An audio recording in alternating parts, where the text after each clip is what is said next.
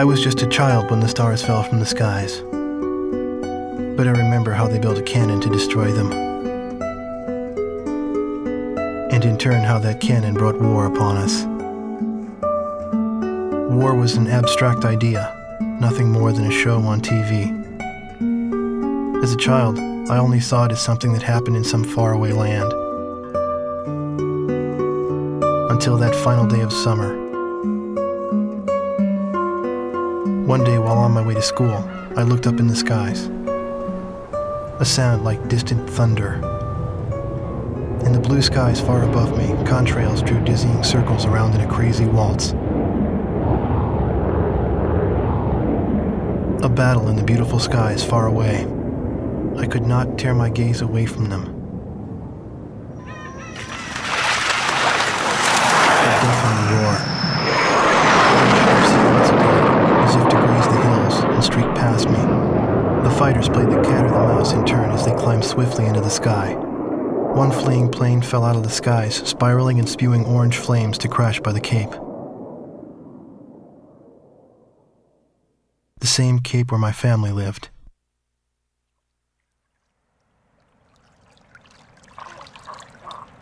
Now they only live in my memories of days past. The victor circled around to confirm the kill. And on his craft, there was a large number 13 emblazoned in yellow. I will never forget this. The Allies retreated across the ocean before the onslaught of the enemy.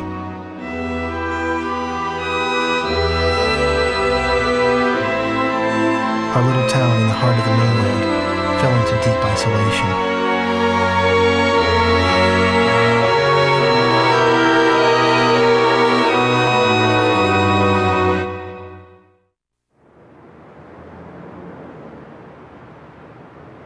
The war seemed to unfold in the blink of an eye. I don't remember exactly when the forces from the west occupied my town. I was too busy scanning the skies day after day, waiting for Yellow 13 to reappear.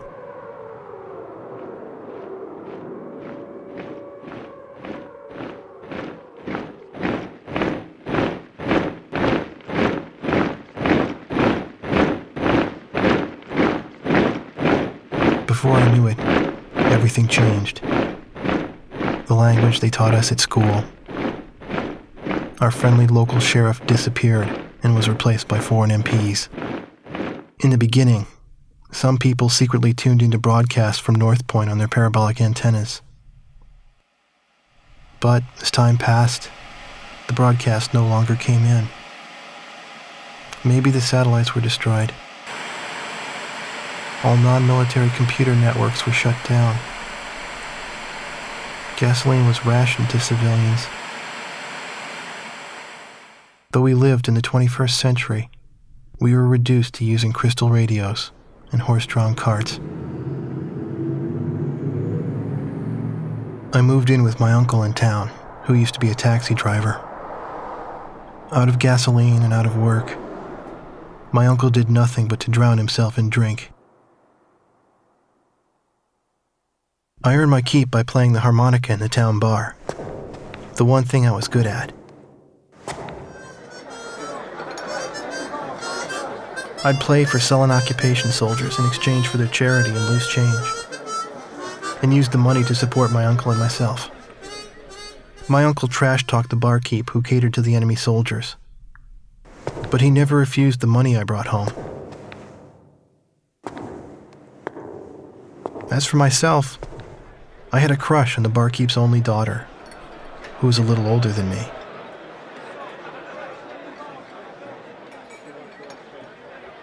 Another day passed, yet still no sign of the fighter plane Yellow 13 in the skies above our town.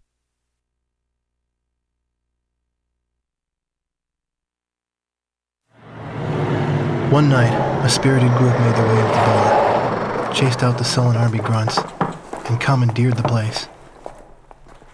Even I knew who they were. The patch on their sleeve was the mark of the proud Air Force. A loud-mouthed, middle-aged man went around, announcing each pilot's results for the day and his running kill record, For those who exceeded 5 kills, a thorough toasting and soaking followed. I believe it was their custom to call a pilot an ace once he shot down 5 planes. After completing the day's review, the same guy, the squadron adjutant, went on to announce, "And now, for our leader's results." Everyone turned around to look at the quiet man who sat alone, strumming a guitar. I found myself drawn to the music from his guitar. Our Yellow 13 bagged 3 more today, bringing his new tally up to 64 kills.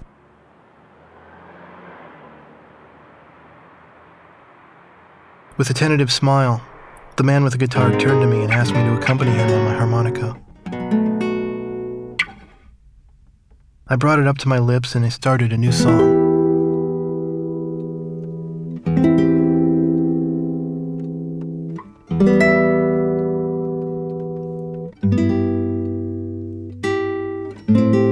I had finally found him.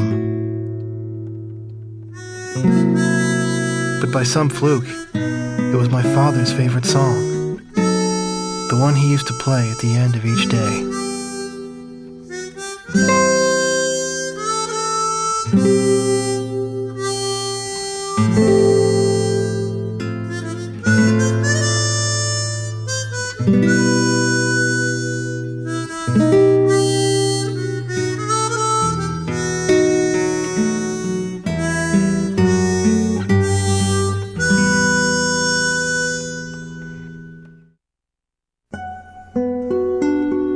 Freeway under construction in a wheat field outside of town. When they started construction, I remember how the mayor bragged about it, even though it would completely bypass our town. The freeway became the occupation force's makeshift runway, and the unfinished tunnels their bunkers. This was their base. They were the elite flight squadron chosen to protect the cannon. Ironically, the same cannon that was created to shoot down the asteroids became a catalyst to the war.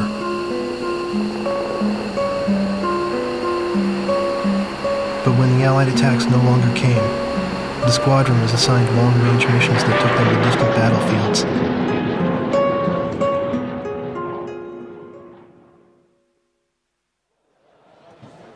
I thought of the words I would use to confront him and bided my time. Although I harbored these feelings within me, I could never get close to him.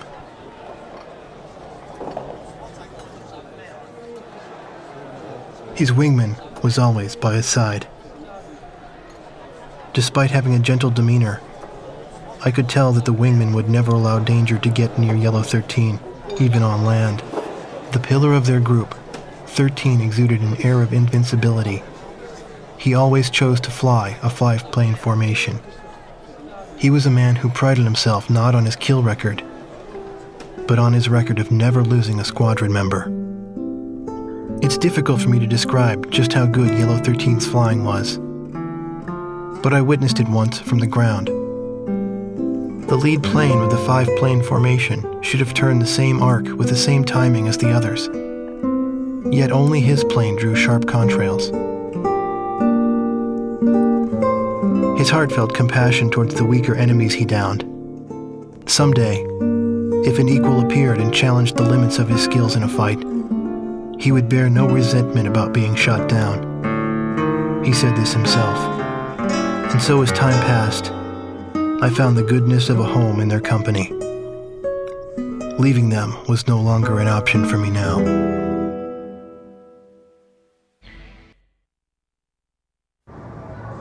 At some point I realized my uncle, my would-be guardian, had vanished. Maybe the secret police dragged him off for some drunken comment he made. Maybe he chose to disappear. I didn't have anyone to turn to, so I found myself living as if I were a member of the Yellow Squadron.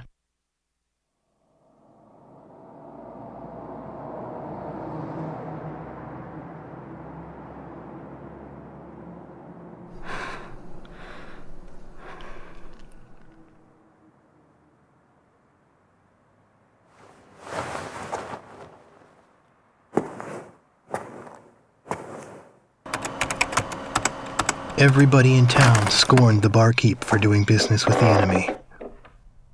In reality, he and his family were members of the resistance, gathering up intelligence information from enemy customers.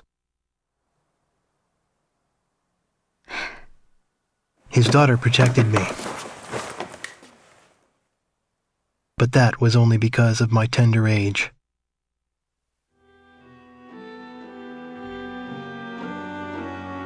The barkeep and his family were the real heroes, while I, on the other hand, found a haven among the enemy.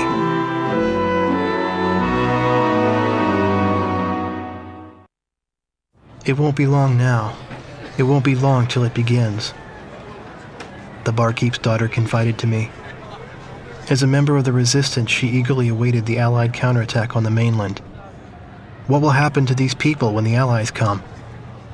I asked, to which she frowned. We'll run them out. This is our town. But I knew she didn't mean that from the bottom of her heart. 13 had captured her heart. I knew this from the way she shot jealous glances at his wingman. As other pilots rotated out of Yellow Squadron, Yellow 4, 13's wingman, always stuck by his side, even on land. The only female pilot in the squadron, she had Yellow 13's absolute trust as his wingman. Yellow 13 seemed oblivious to all this, and instead reviewed the promising enemy pilot's performance from yesterday's skirmish. He's so close. If he manages to stay alive for just a while longer, that pilot could be a worthy opponent. But when there were no such enemies to look forward to, 13's eyes were sad. Bombs were delivered to their base. This meant that an enemy who had to be fought by those means was close at hand. The resistance blew up the squadron's runway. Yellow 4 suffered light shrapnel wounds. Though the runway could be fixed, the complete loss of reserve supplies was a heavy blow. Logistics support became infrequent following the Allied operations. I knew this because Yellow Squadron's crew chief bellyached about this all the time to me. I won't complain if I buy the farm while I'm airborne, but I can't stand being taken out while I'm grounded. Now I understand 13's feelings. Reports of the Stonehenge air raid came in. Yellow 4 went up with the others. With no bombs, her plane was light. But her plane was in bad shape. It needed an engine replacement badly.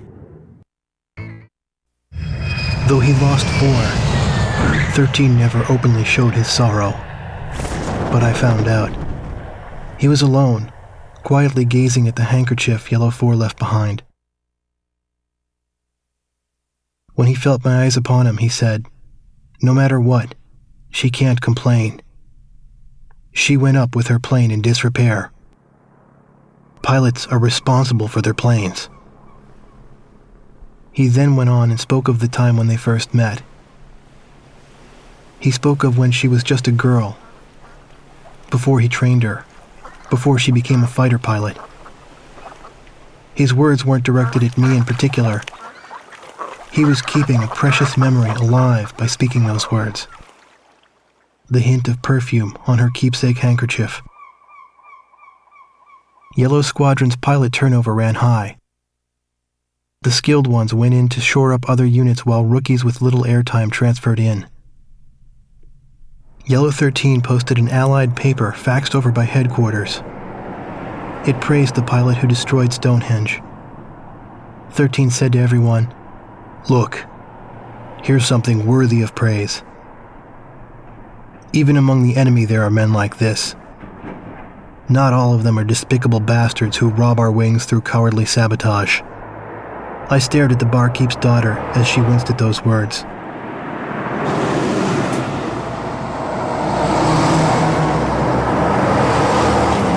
The Allies were coming to our town.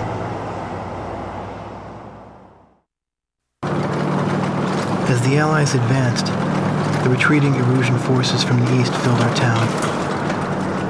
The AA gun crew set up their positions atop the hospital, and Yellow 13 smoldered with quiet anger over their tactics. Nights were long, with the town's mandatory blackouts.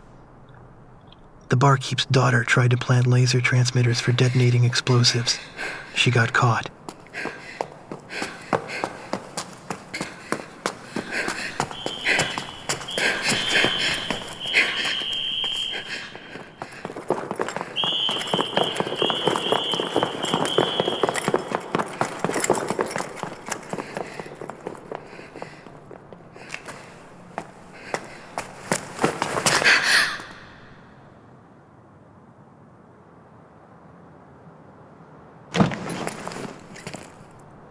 It was Yellow 13. He knew she was responsible for planting the bomb on their runway as well. The face of the enemy whom he hated belonged to someone close to him. "Get out of our town, you fascist pig." Those were the words from my mouth. I've never seen his face twist so painfully. "Do you hate us that much?" We couldn't shake or nod our heads in reply.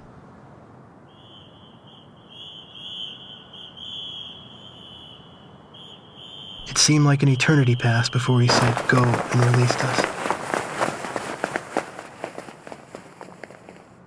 The next day there was no change in his attitude.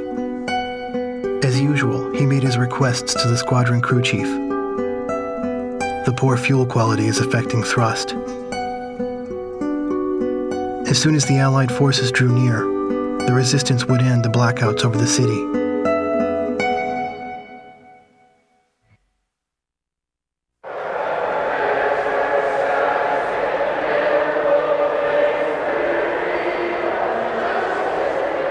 Singing.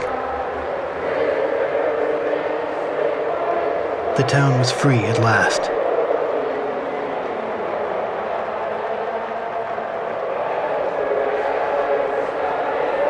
During the night raids, the AA gunners had strafed the town in an attempt to shoot down low-flying aircraft. The town militia had now rounded up these gunners.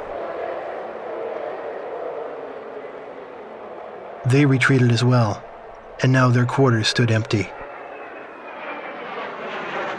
After what seemed like a long absence, Allied aircraft soared overhead. I wondered if the fateful enemy ace, the one that Yellow 13 longed to meet, was among them. What would happen if they ever came face to face? I fell in with the routed Eurasians and followed after the squadron.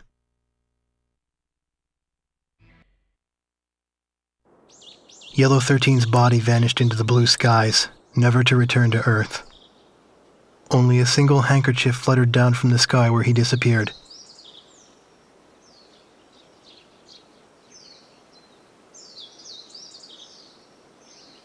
The faint scent of perfume.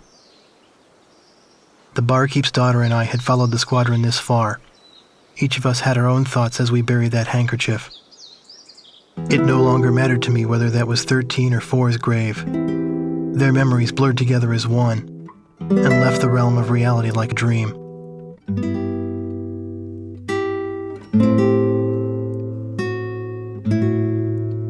The terms of surrender were accepted that day, and the war was over.